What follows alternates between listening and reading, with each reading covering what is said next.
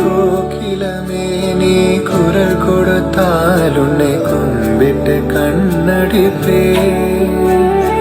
கோபுரமே உன்னை சாய்த்து கொண்டு உந்தன் கூந்தலில் மீன் பிடிப்பே.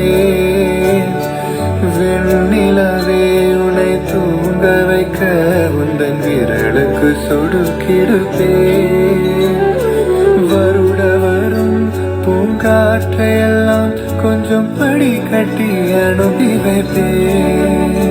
என் காதலின் தேவையே காதுக்குள் ஓதி வைப்பே.